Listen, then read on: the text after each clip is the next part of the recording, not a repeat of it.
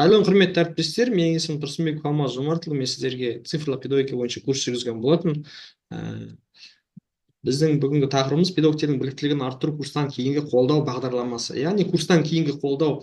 Сіздер барлықтарыңыз әртүрлі курстардан өтесіздер, иә, біліктілікті арттыру курстарынан. Міндетті түрде кез келген біліктілікті арттыру курстан кейінгі қолдау жүргізіледі. Ол 95-ші приказбен, бұйрықпен былай айтқанда бекітілген. Білім және ғылым министрлігінің. Соған сай барлық курстан кейінгі жұмыстар жүргізілу қажет. Бүгінгі сіздерге ақпаратты беретін біздің бөлім басшысы, білім саласындағы зерттеу және стратегия бөлімінің басшысы, және осы цифрлық педагогика курстарының авторларының бірі Альбина Касенова болады. Содан кейін мен Алмас Тұрсынбеков, әдіскер, осы бөлімнің әдіскері. Сұрақтарыңыз болса, микрофонды қосып қоюға болады, не болмаса чатта жазуға болады. Оның барлығын біз қарап отырамыз. Жалпы чатта сәлеметсіз бе, тағы да басқа нәрселерді жазбай ақ қойыңыздар. Тек қана нақты ақпаратты, нақты сұрақтарыңыз болса жазыңыздар. Келесі, курстан кейінгі қолдаудың маңызы не үшін негізі курстан кейін қолдау керек? Бұл курстан кейін қолдау оқу мен дамытудың маңызды бөлігі болып табылады. Яғни сіздер теориялық білімді практикаға айналдыру үшін арналған нәрсе былай айтқанда. Ол 12 сағатты құрайды және 1 жыл бойы жүргізілу керек. Яғни сіздер мысалға бүгін 26 қараша күні сертификат алып курсты аяқтағаннан кейін келесі жылы 26 қарашаға дейін біз, яғни тәлімгер, мен, курс кураторы сіздерге көмектесуім керек. Сол теориялық білімді өздеріңіздің сабақтарыңызда қалай енгізесіздер, соны қадағалап отыру керек. Жалпы кез келген теорияны сіздер өздеріңіз дұрыстап тұрып, өздеріңіздің жергілікті мектептеріңізде жұмыс істейтін орындарыңызда барлығын енгізіп, содан нәтиже алу керексіздер. Жаңа білімді бекіту тәжірибелік қолдану болып табылады. Содан кейін біздің теориялық білімімізді енгізу үшін іс-қимыл жоспарын әзірлеу керек болады сіздерге. Яғни жоспар керек болады. Сол жерде жоспарды жасайсыздар, содан кейін сол жоспар бойынша әрқайсыңыз жеке-жеке жұмыс жасайсыздар. Курс барысында курс тыңдаушылары өздерінің педагогикалық практикасының шеңберінде оларға қол жеткізу үшін нақты мақсаттар мен қадамдарды анықтайтын жеке жоспарын әзірлейтін болады. Бұл жерде ол туралы қазір сіздерге көрсетемін. Өздеріңіз білесіздер, Астана Модерн деген сайтқа кіріп біз курс өттік. Сол жерде курстан кейінгі қолдау, посткурсовое сопровождение деген вкладка ашылды жаңадан. Сол жерге кіресіздер, сол жердің ішінде форум болады. Сол форумда барлық ақпараттар беріледі. Соның ішінде іс-қимыл жоспарының үлгісі бар, қалай жасалады, барлығын қазір біздің бөлім басшысы Альбина Касенова айтып беретін болады. Курстан кейінгі қолдау, прогрессті бағалау, тәлімгер іс-қимыл жоспарын жүзеге асыруда жетістіктер бағалау үшін қатысушылармен үнемі байланыста болып отырады. Яғни тәлімгер деген ол мен, сіздермен міндетті түрде байланыста болып отырады. Сосын көмек және қолдау көрсету, яғни әрқашанда көмек көрсетіп отырамыз. Түсінбеген жайттар болатын болса, сіздер группаға жазасыздар, сұрақтарыңыз туындаса, сол бойынша оперативно біз сіздерге жауап беріп отырамыз.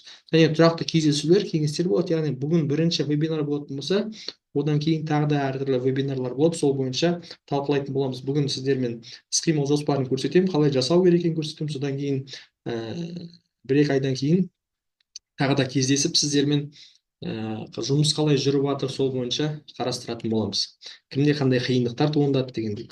Нәтижелерді бағалау және кері байланыс дейді. Мерзімді есептер курс тыңдаушылары белгіленген бағалау және бағалау критерийлері негізінде курс жүргізушісіне өздерінің үлгерімі туралы есеп беретін болады. Яғни сол сіздердің іс-қимыл жоспарыңызды жасайсыздар ғой, содан бойынша қалай жерде қай моментте жұмыс жасап жатсыздар, сол бойынша әрқайсыңыз жеке-жеке айтасыздар. Содан кейін курс жүргізушінің кері байланысы дейді. Жаттықтырушы ұсынылған есептерді талдайды және одан әрі дамыту үшін сындарды кері байланыс нұсқаулықтар мен ұсыныстар береді. Яғни бізмен кері байланыс беріп отыратын болады. Енді бұл жерде цифрлық педагогика және қазіргі білім беру инновациялық әдістер деген курсты өттіңіздер. Сол курс бойынша қалай жүзеге асырамыз? Бірінші ай сіздер жаңағы Астана Модерн деген сайтта курстан кейінгі қолдау деген сайт бар. Сол сайтқа кіресіздер. Сол сайтқа кіргеннен кейін соның ішінде бізде не болады? Әртүрлі құжаттар болады. Біріншісі заявление болады, өтініш. Сәлеметсіздер, бізде жүзім болады. өтініш болады, сосын келісім шарт болады, сосын атқарылған жұмыстар бойынша акт болады. Сол акты кім толтырған жоқ, сол өзі жүктеп алып, соны қолмен толтырып сканерлеп жіберетін болады. Сосын мынау желілі қауымдастық тыңдаушылардың жүктелген іс-қимыл жоспарын тексереміз, қараймыз, кеңестер береміз дегенше екінші айда. Сосын үшінші, тоғызыншы ай бұл бізде зерттеу деген республикалық педагогикалық журнал бар, ғылыми зерттеу журналы. Сонымен таныстыратын боламыз қазір сіздерді. Сосын сол жерге мақала жазып үйренетін боласыздар. Сосын мақала жазып үйренгеннен кейін жалпы бір мақаланы жариялайтын боламыз келесі жылы. Оған жауаптылар бізде Касенова Альбина Бақытбековна, мен Тұрсынбекова және Әзімбай Бибігүл Каримбердіқызы. Одан кейін бүгінгі бүкіл онлайн семинарлар, зумдар барлығы жазылып отыратын болады. Сосын барлығы Google дискқа салынып, сілтемесі жіберіліп отыратын болады. Жалпы қарағанда бұның барлығы 12 сағатты құрайтын болады. Енді іс-қимыл жоспарын қалай құрамыз? Экшн план бойынша бізде Касенова Альбина Бақытбековна сіздерге сөз сөйлейтін болады. Сұрақтарыңыз болса, чатқа жазып отырыңыздар, не болмаса микрофонды қосып қойып отырыңыздар.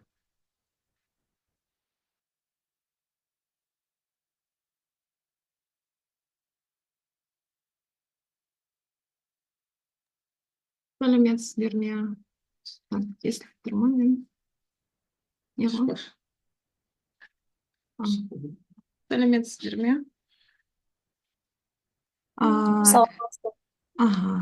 Естіліп тұрмын, иә. Іс-қимыл жоспары ол ағылшын тілінен action plan деп аталады. Action plan дегеніміз не? Бұл ол сіздердің пландап қойған жоспарларыңыз.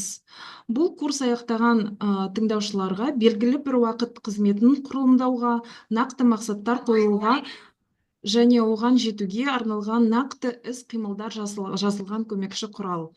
Қазір біз сіздерге көрсетеміз мысалдарын.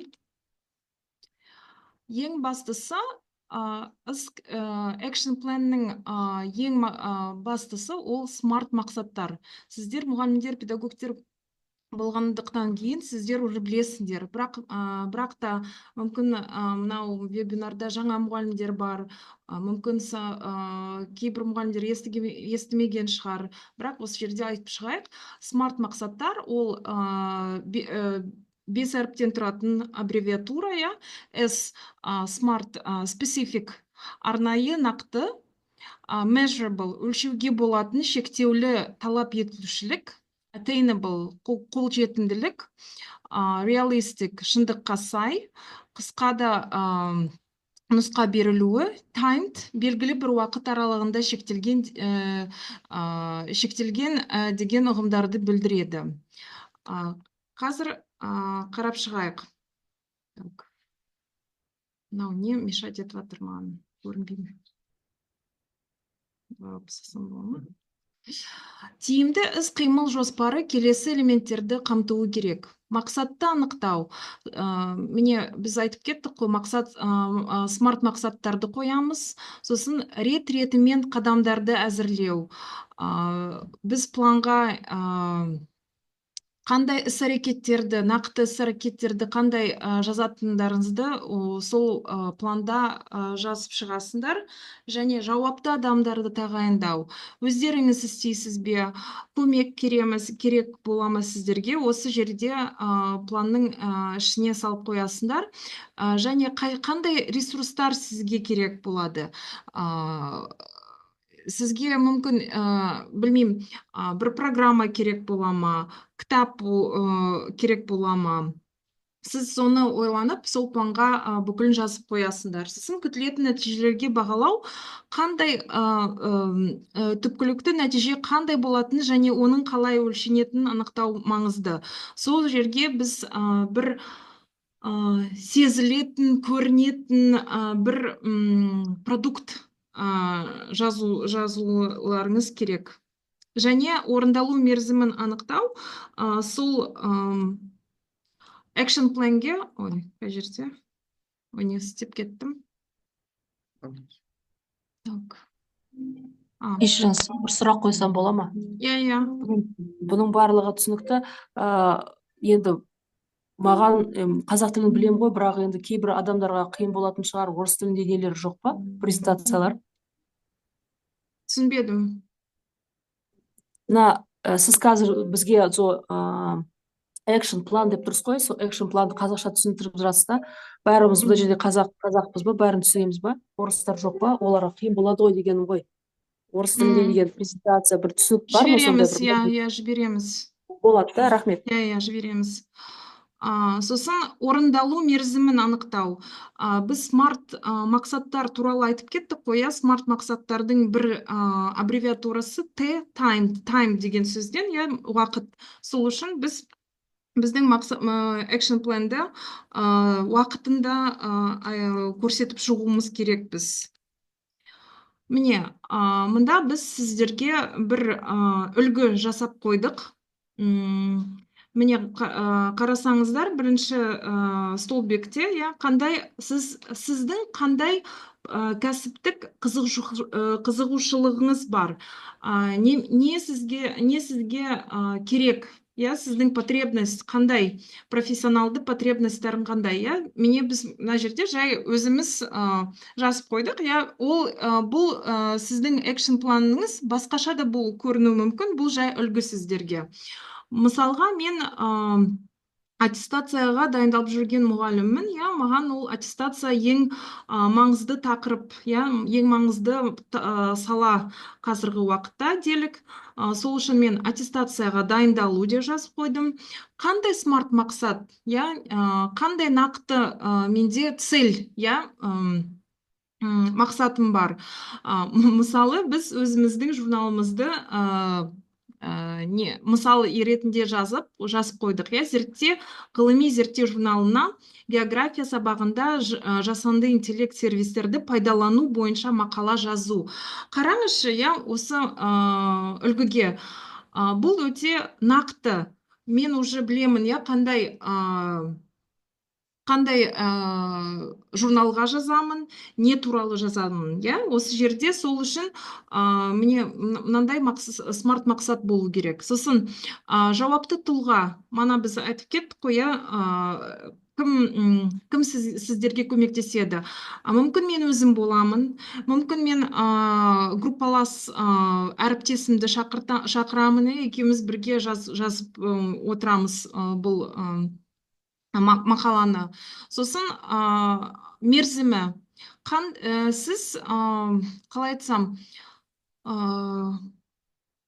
сіз ойлану керексіз, иә, нереальный, қалай айтсам, нереальный даталарды қоймауың керексіз. Например, сіз айтасыз, бір айдың ішінде желтоқсан айына дейін жазып шығамын. Ол олай болмайды, иә. Ол сіздің семьяңыз бар, жұмысыңыз бар. Сондықтан сіз отырып, иә, конкретно отырып ойлану керексіз. Мен реально қандай уақытта, қандай мерзімде бұл мақаланы жаза аламын. Сол үшін сіз осы столбекте реально достижимый даталарыңызды, мерзімді қоюыңыз керексіздер.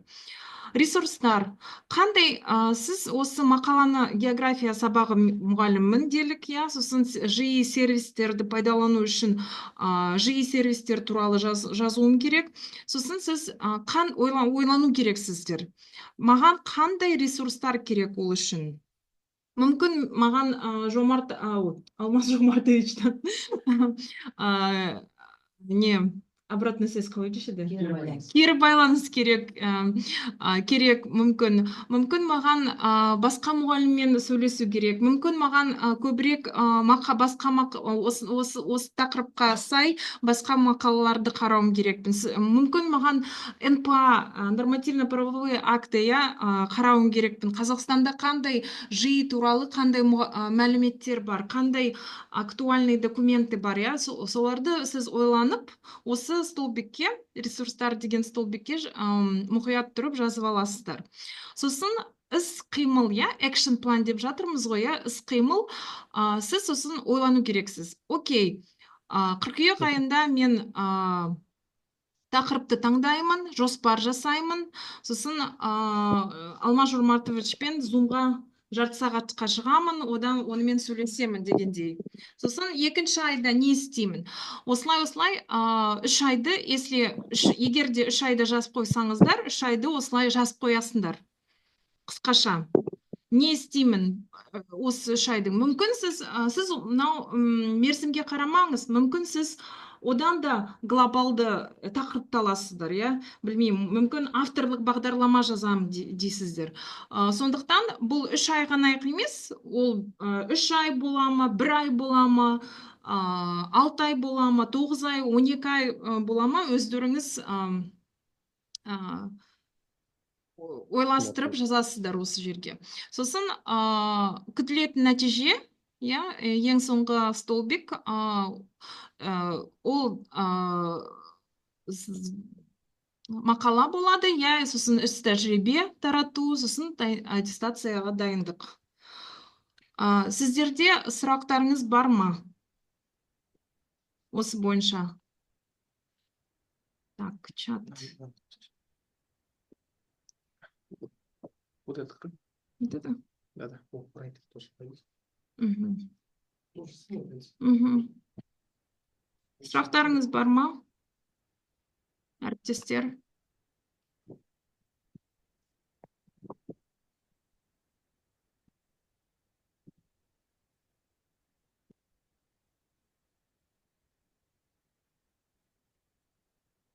Әріптестер, бүкілі түсінікті ма? Иә, рахмет, түсінікті. түсінікті. Түсінікті, иә? Міне, мынау документті көріп тұрсаңыздар, қазір экранда бұл осы документ біздің әдістемелік орталықта Дәуешова Сындар Мұратовнамен бекіткен план бағдарламасы. Осы неде біздің сайтта ілініп тұрады. Егер де көбірек түсінбесеңіз, тағы да оқып шығам десеңіз, міне бүкілі жазылып тұрады.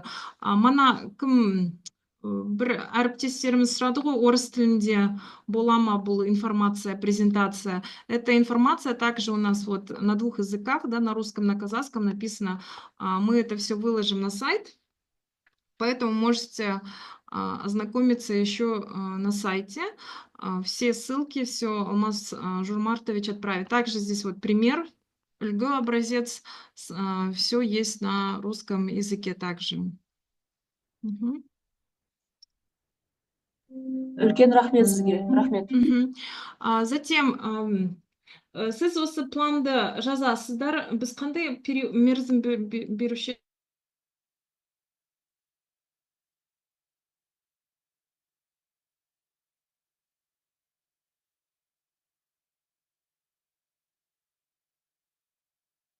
Так. Осы бүгін вебинардан кейін сіздерде бір ай беріледі іс-қимыл планын жазуға. Да, вы можете в течение 1 месяца хорошенько подумать и написать свой action plan, да, іс-қимыл жоспарын жазасыздар 1 айдың ішінде, сосын сіз платформаға оны енгізесіңдер. Сосын біз оны қараймыз, ja, бүкіл біздің бөлім әдіскерлеріміз қараймыз да, сізге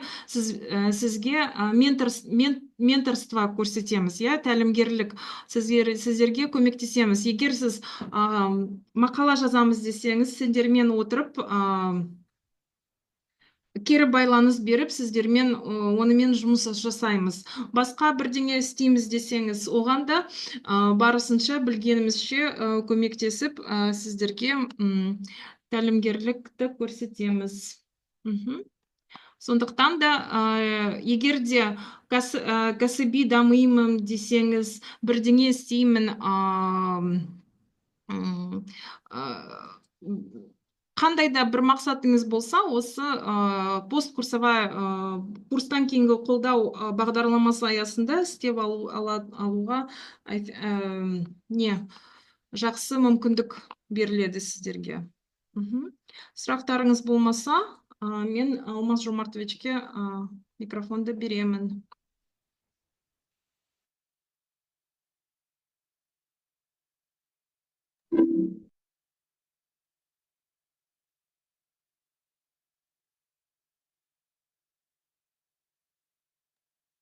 Құрметті әріптестер, сіздермен ары қарай жалғастырайық. Жаңа ғана Альбина Бақытбекқызы сіздерге іс-қимыл жоспарын қалай жасау керектігін барлығын көрсетті. Енді біздің сайтымызда қай жерде орналасқан, сол бойынша сіздерге көрсететін боламын. Жалпы мына жерде орыс тілінде, қазақ тілінде бекітілген бағдарлама.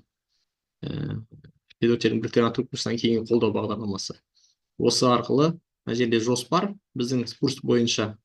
Содан кейін түсіндірме жазба бар, іс-қимыл жоспарын қалай құрамыз деген бүкіл қадамдар барлығы жазылған. Сосын міне мына жерде үлгі бар. Сол үлгімен тоже танысасыздар. Енді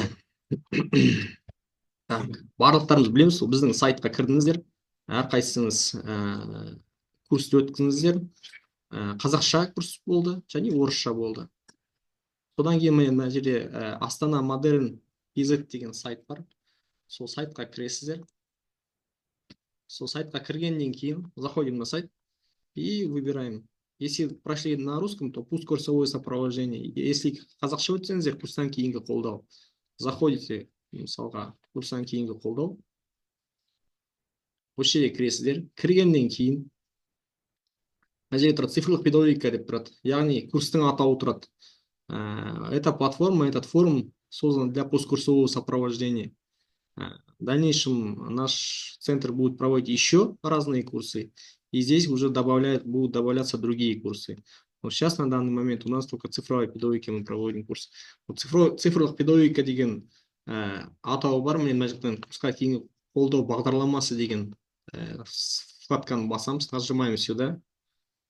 Вот, открывается у нас форум. Теперь первое, это өтініш, келісімшарт, атқарылған жұмыстар, заявление, договор и акты выполненных работ. Заходим сюда, кіреміз. Жалпы курс барысында міндетті түрде сіздер өтініш жазу керексіздер. Мені осы курсқа алыңызшы деген сияқты директордың атына. Содан келісім шарт болады біздің жақтан орысша, қазақша. Содан кейін оны толтырасыздар. Ол жерде аты жөніңізді, жеке куәлік бойынша ақпаратты жазасыздар, мекен жайларыңызды, иінді деген сияқты. Сосын атқарылған жұмыстар бойынша, яғни курс аяқталғаннан кейін мен сапалы білім алдым, курс бойынша сертификатымды алдым, ешқандай претензия жоқ деген сияқты сондай несі болады. Бұл жерде ол мына жердегі кнопканы басасыздар. Кнопканы басқаннан кейін сіздерге осы келісім шарт барлығы жүктеледі. Бұл келісім шартты жүктеп аласыздар. Содан кейін распечатка жасап, толтырып қолмен, сосын жіберуге болады. Кім толтырып жіберді, оларға қажет емес. Кім толтырмады, соларға қажет. Қазақ тілінде немесе орыс тілінде қалай сіздерге ыңғайлы. Мына жерде аты жөніңізді жазасыздар, қолыңызды қоясыздар, аты жөніңізді, міне лауазымыңызды жазасыздар, аты жөніңізді міне толықтай қолыңызды қоясыздар, датасын қоясыздар. Датасын мысалға сіздерде қай күні өттіңіздер, мысалы 11 қарашадан 20 қарашаға дейін болатын болса, яғни сол 11 қарашаның курс басталған күнді жазасыздар. Сосын мына жерде аты жөніңізді инициалмен жазуға болады. Там Тұрсынбеков АЖ, номер, жеке куәлік, удостоверение, кем выдано, когда выдано, сол бойынша. Содан кейін курстың басталуы, начало курса и окончание курса. В принципе, все даты знаете же, ничего сложного нет. И здесь удостоверение тоже по удостоверению данных, адрес и телефон. Обязательно подпись и инициалы, расшифровка подписи. На здесь тоже, здесь получится акт выполненных работ. Здесь вы пишете первые дни нашего курса, қашан басталды, дату, и потом уже последний күнді жазасыздар осы жерге. И тоже данныйларды толтырып жібересіздер. Распечатываем, заполняем, можем отсканировать и отправить на почту мою. Почта мне мына жерде орнатылған, мне Тұрсынбеков, Астана Модерн Edu KZ деген сияқты. Отсканировать это. Можно с фотографией отправить качественные. Теперь қайтадан шығасыздар, мына жерге басып. Содан кейін мына жерде екінші бізде курстан кейінгі қолдау бағдарламасы деп тұр. Мына жерде звездочкамен белгіленіп тұр. Екінші. Осыны бассаңыздар, нажимайте сюда. Здесь у вас сообщение бар, барлығы жазылған. Бірінші, құрметті тыңдаушылар, курстан кейінгі қолдау бағдарламасымен мұқият танысасыздар. Міне курстан кейінгі қолдау бағдарламасы. Жаңа бұл ашылды. Жүктеп аласыздар. ешқандай қиындығы жоқ, жалпы қысқа да нұсқа жазылған бүкіл ақпарат. Осы бағдарлама қазақ тілінде, орыс тілінде. Осыны мұқият оқып танысып алыңыздар. Содан кейін іс-қимыл жоспарының үлгісін жүктеп алып, толтырып, аты жөнімізді жазып, құжатқа сақтаймыз дейді. Мысалы, мына міне іс-қимыл жоспары, экшн план. Нажимаем сюда и скачиваем. У нас скачается вордовский вариант экшн плана. Осыны аласыздар, толтырасыздар полностью. Үлгі. Аты жөнімізді. Мы договора заполняли, они не пойдут снова.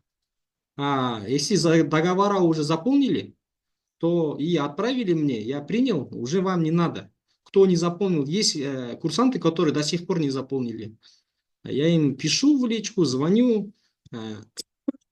Олар ол кісілер әлі толтырған жоқ. Кім толтырып жіберді, оларға қажет емес. Оның барлығы негізі жазылған, мына жерде тоже жазылып тұр. Мұқият әріптестер, сіздерге өтініш, жазылған ақпаратты, описание дейміз ғой, мұқият оқысаңыздар, барлығы жазылған. Және де мен WhatsApp группаға да жаздым. Бүгін не болады дедім. Вебинар болады дедім. Вебинар ютубқа жазылады, ютубқа салынып, ссылкасы жіберіледі дедім. Сіздер бәрібір маған WhatsAppқа жазасыздар. Вебинардың записі бола ма, болмай ма деген сияқты. Мұқият қандай ақпарат жіберемін, мұқият бірінші оқып алыңыздар, сосын бірақ сұрақтарыңызды қойыңыздар. Осы міне іс-қимыл бағдарламаны жүктеп аласыздар, скачайте программу, скачайте план действий, сосын толтырасыздар да и жібересіздер. Жіберу үшін қалай? Ол үшін біз мына жерге шығамыз қайтадан. Әрқайсымыздың өзіміздің өткен уақытымыз бар. Мысалға, курс у нас начался 13 по 24, первые курсы у нас были с 13 по 24 апреля, потом с 9 по 20 июля было, потом с 22 по 2 августа и так далее. Вот, допустим, если у вас там с 30 по, допустим, 16 по 27 сентября у вас было, допустим, осы курсқа кіресіздер, курсқа кіргеннен кейін өздеріңіздің периодтарыңызды таңдайсыздар, сосын өзіңіздің іс-қимыл жоспарыңызды жүктейсіздер. Жеке әрбіреуіңіз. Мысалға, Тұрсынбеков Алмаз болатын болса, мына жерде жазылған. Ответить-ті басу керек, мына жерде ответить деген батырма. Расширенная форма ответа для загрузки выберите предыдущий и сохраните. Мысалға, ответить-ті басамыз. Сосын расширенная форма ответаны басамыз. Уже готовый экшн планымызды осында жүктейміз. Енді осы жерге для загрузки файлов периодически осыған басамыз. Мысалға, Алмаз Тұрсынбеков дейміз. Алмаз. Выбрать файл. И жаңағы менің файлым қойды. Мысалға, мынау іс-қимыл жоспарын. Открыть-ті басам. Загрузить этот файл. Отправить форму. Мына жерде. Алмаз Тұрсынбеков жазып қойды. Егер өздеріңіздің аты жөндеріңізді жазсаңыздар болды, қалғанын мен өзім тауып аламын. Аты жөндеріңізді жазсаңыздар болды. Осылай отправить форму деп басасыздар. Міне осы жерде сіздің неңіз жүктелді. Алмаз Тұрсынбектің мысалға экшн планы жүктелді. Экшн планын мен өзіме жүктеп, тексеріп, ол кісіге ответ берем. Мысалға ответ деп басамда айтам, мысалға ақпарат өте аз деген сияқты. Так, қосыңыз. Нақты мақсат қойыңыз. Деген сияқты осылай жазып, отправить форму деп басам. И осылай бізде жауап жүріп отыратын болады. Сұрақ жауап жүріп отыратын болады. Егер өшіріп тастау керек болатын болса, енді ол сіздерде функция болмайды. Мен оны өшіріп тастаймын. На русском то же самое. Здесь вы заходите в посткурсовое сопровождение. Вот начало. Посткурсовое сопровождение заходим. В принципе, здесь все, ничего сложного нету. План реализации по посткурсовому сопровождению. Заходим сюда. Ознакомливаемся с заявлением договора физических лиц актов выполненных работ. Кто не сделал, кто не отправил мне, это тем нужно будет. Они скачивают, нажимаете сюда, скачивается, потом отправляете на мою электронную почту. И я собираю. Потом мы заходим в программу посткурсового сопровождения. И здесь все написано в описании. Здесь образец, здесь программа. Нажимаете на программу, скачивается программа. На русском, на казахском утвержденная. Потом образец нажимаете, скачивается образец. Заполняете образец. После этого сохраняете фамилию свою. После этого заходите в свою группу, когда вы проходили курс. Допустим, если вы там самый последний проходили с 11 по 22 ноября, заходите сюда и загружаете свой экшн-план. Для этого ответить. Расширенная форма ответа. Вот здесь пишите фамилию, здесь загружаете и отправить в форум. Ничего сложного нет, в принципе. Я смотрю, если есть какие-то там замечания и так далее, я пишу вам. Или же могу в личку написать, или там в группе найду. Самое главное, фамилию, имя пишите, хорошо? Потому что я не сохранял ваши номера, имена и так далее. Коллеги, вопросы есть? Сұрақтарыңыз бар ма, әріптестер? Осы бойынша. Рахмет, сұрақтар жоқ, түсінікті. Оны бастаған кезде пайда болады ғой. Я оны сіздер қазір сұрақтар болмауы мүмкін. Я іс-әрекет, іс-қимыл жоспарын жасаған уақытта өзі сіздерде ақырындап сұрақтар туындай бастайды. Сол кезде группаға қоюға болады, не болмаса менің номерімді білесіздер, жекемен жазып жіберіңіздер WhatsApp бойынша, не болмаса форумға жазып қоюға болады. Сол форумды қадағалап отырамын, қарап отырамын. Жалпы сол кез келген, айтып тұрмын ғой, кез келген курс өтсеңіздер де, мысалға ЦПМ-дан өтсеңіздер де, өрлеуден өтсеңіздер де, міндетті түрде курстан кейінгі қолдау жұмыстары жүргізілу қажет. Ол 1 жыл бойы жүргізіледі. Яғни теориялық білімді практика жүзінде дұрыстап тұрып меңгеріп, теорияны меңгеріп, практикаға айналдырып деген сияқты соның нәтижесін алу үшін. Сол. Енді қазір кешіріңіз, бір сұрағым бар еді. Сіз бағана сол практика тәжірибеге сол алға білімдерімізді енгізіп мақала жазуымыз керек дедіңіз, иә?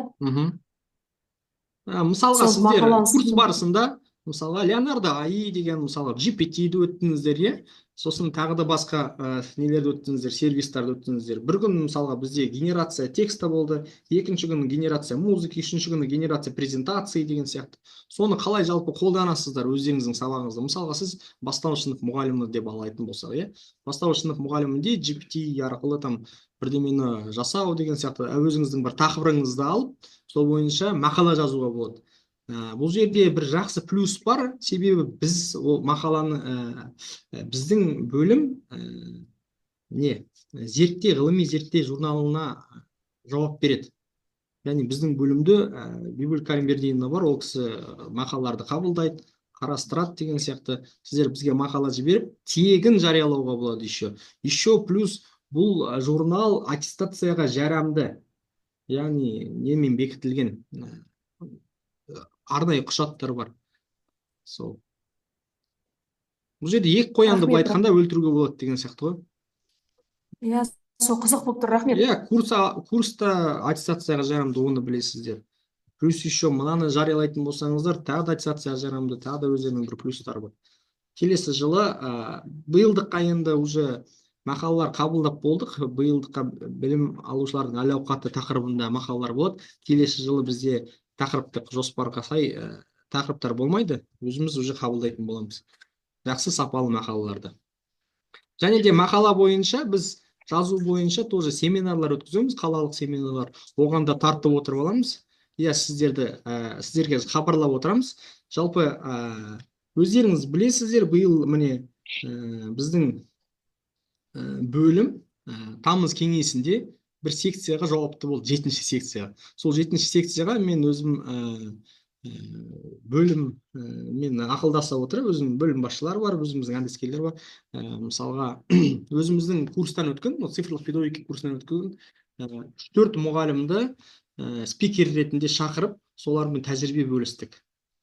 Оларға да жақсы болды, маған да жақсы болды деген сияқты. Яғни мен я заинтересован в том, чтобы мои курсанты, которые прошли курсы по цифровой педагогике, они дальше развивались в профессиональном плане. Я буду их привлекать в различные семинары республиканского уровня, городского уровня, чтобы они там делились своим опытом, чтобы дальше росли, чтобы получали сертификат деген сияқты. Не хочу со стороны кого-то тянуть, былай айтқанда, қарапайым тілмен айтқанда.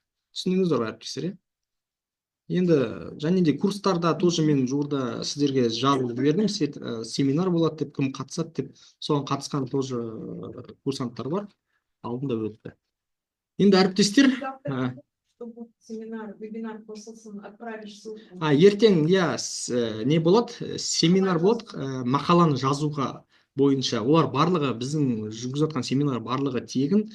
Мақаланы тоже біз зерттеу журналына қалай мақала жазу керек, қай жерге жүктеу керек, сол бойынша толық ақпаратты беретін боламыз.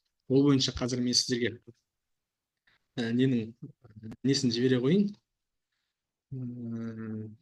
Семинардың ссылкасын. Ертең ссылкасын кімге қызықты? Группаға жібересіз ба, группаға? Жоқ, мынау неге жіберем? Группаға да жібере саласыз, WhatsApp группаға да. Жақсы, WhatsApp группаға жіберем онда. Сайтында группасында жібере салыңызшы, WhatsApp группаға, иә? Слайдты, жақсы, тоже. Шықпай отырып қой содан. Жақсы, бүгінгі слайдты нені тоже жіберем. Сосын сұрақ жаңағы зерттеу журналы бойынша мақалалар келесі осы неге басылымда қандай бағытта болады екен, айта аласыз ба? Келесі жылы бізде тақырып болмайды. Биылдыққа мысалға біз биыл астаналық әдістеме деген журнал болған ертеде. Содан кейін біздің бөлім бір жыл ғана болды. Біздің бөлім ашылды, сосын зерттеу деген журналға айналдырдық оны, сосын тақырыптық жоспар қойдық. Яғни жылына 4 рет шығатындай қылып, 90-ына 4 рет шығатындай қылып қойдық. Әрбір 90-ға бір әртүрлі тақырыптан қойдық. Бірінші 90-ға біз цифрлық педагогика мысалы қойдық. Сол жерде тек қана цифрлық педагогика бойынша әртүрлі сервистер бойынша нелер болды, мақалалар болды. Содан кейін келесі функционалды грамотность бойынша болды деген сияқты. Ал келесі жылы біз 2025 жылға уже положениені өзгертеміз, басқаша қыламыз. Уже тақырыптарды алып тастайтын боламыз. Кез келген тақырыптарды таңдаймыз, бірақ та сапалы деген мақалаларды алып отыратын боламыз. Негізі келесі басылым қай уақытта жоспарлап отырсыздар? Келесі басылымды келесі басылым не болады? Қыркүйек, қазан, қараша, қаңтар, ақпан, наурыз. Қаңтарда болады, иә? Иә. Соның аралығында жіберсеңіздер. Қаңтар, ақпан, наурыз. Қаңтарда болса, значит, біз уже желтоқсан айында жіберіп қойып керек мақаламызды, иә? Иә, ертең қосылыңыздар, ертең толықтай ақпарат береміз ол жайында. Жақсы, рахмет. Просто мынау вебинар кішкене басқа темада. Сосын мен қазір WhatsApp группаға ссылка жіберем, сол ссылкада уже болады. Әріптестер, сұрақтарыңыз бар ма? Сұрақтарыңыз болмаса, аяқтайық мұнда. Рахмет. Сұрақтарыңыз болса, WhatsApp группаға жазыңыздар. Рахмет. Все, жақсы, онда сау болыңыздар. Бүгінгі вебинардың несі жазылып, WhatsAppқа тоже жіберілетін болады группаға. Сау болыңыздар. Рахмет. Сау болыңыз.